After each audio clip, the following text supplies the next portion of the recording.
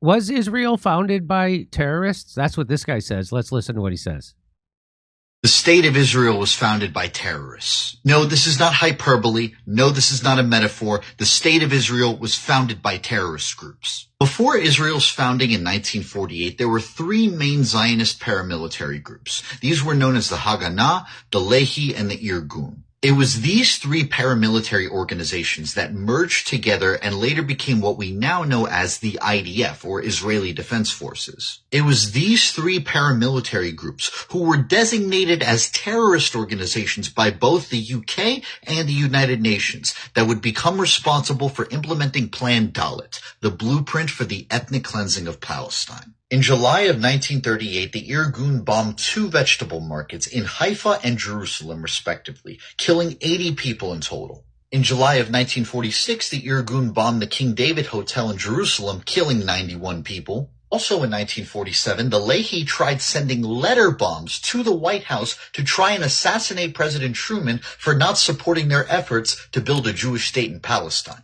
In January of 1948, the Haganah bombed the Semiramis Hotel in Jerusalem, killing 25 people. In April of 1948, both the Irgun and Lehi attacked the village of Deir Yassin and massacred over 110 Palestinians. And in September of 1948, the Lehi assassinated a man who rescued 31,000 people from a Nazi concentration camp in World War II, including over 500 Jews. Folk Bernadotte, a United Nations mediator who the Lehi accused of having a pro-Arab stance during the ceasefire negotiations at the end of 1948.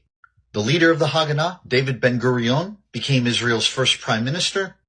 The leader of the Irgun, Menachem Begin, became Israel's sixth prime minister from 1977 until 1983. And the leader of the Lehi, Yitzhak Shamir, would become Israel's seventh prime minister from 1983 until 1984 and from 1988 until 1992. Wow. He certainly makes a compelling case. Well, I mean, first of all, the whole state of Israel was founded illegally, even though they got a UN. It was through the Balfour Declaration. So it was given to them by the UK, which the UK were illegally occupying Palestine at that time. So you can't give away a land that's not yours to give away.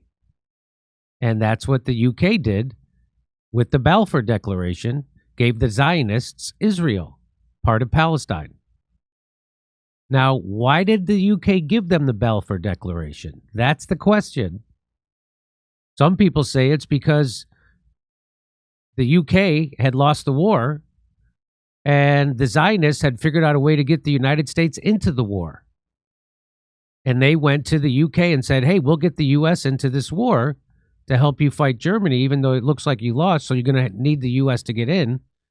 And if we get them in on your behalf, you give us this piece of land in Palestine and we'll make our own country. That's what some people say the story is. That's a story I've heard many times. I can't say that's the reason why for the Balfour Declaration. I do know this.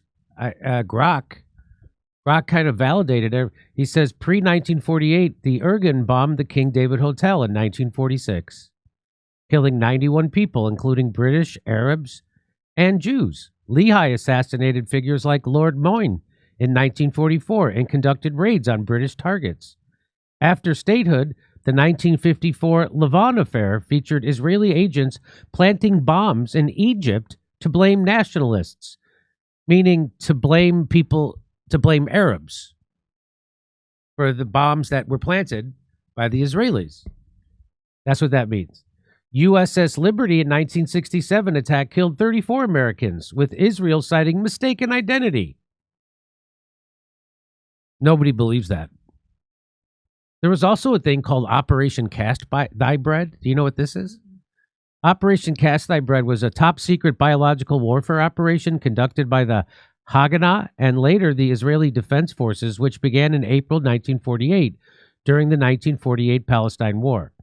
The Haganah used typhoid bacteria to contaminate drinking water wells of the Palestinians. So they poisoned their drinking water with typhoid.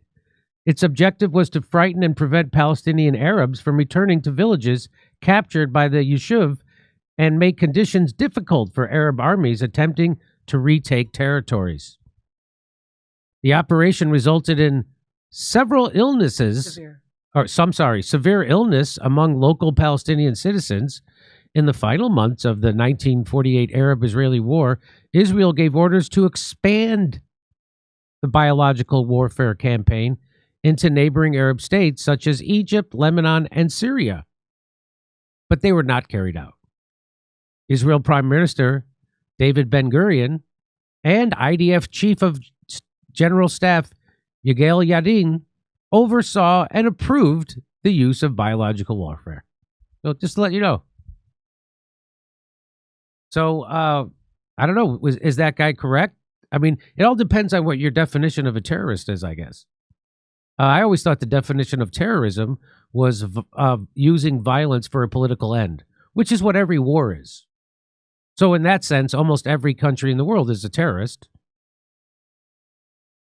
Right now, we're terrorizing Venezuela. That's what the United States is doing. We're using violence for a political outcome, which is actually an economic outcome. We want to get their minerals and we want to get their oil. They have more oil than Saudi Arabia. Okay. Yeah, I have Israeli friends that would argue that this is like self-defense. Do you know what I mean? Yeah, they would. Yeah, that's what I said. It all depends on what your definition of terrorist is. Right. Yeah, exactly. What they'll tell you right now is they're defending themselves in Gaza. Yes. Well, yeah, the rest 100%. of the world says it's ethnic cleansing and genocide. Yeah. Yeah. So, boy, it's just really, What was the name of that NPR thing? What was it called? You don't want to be a sucker. What's the word for sucker? Friar? Yeah. Boy, I almost want to play that. I know. That's what I was thinking, too, when we were watching because it explains so much. The weird psychology that you would... There's a psychology among the Israeli people of, it's called don't be a what?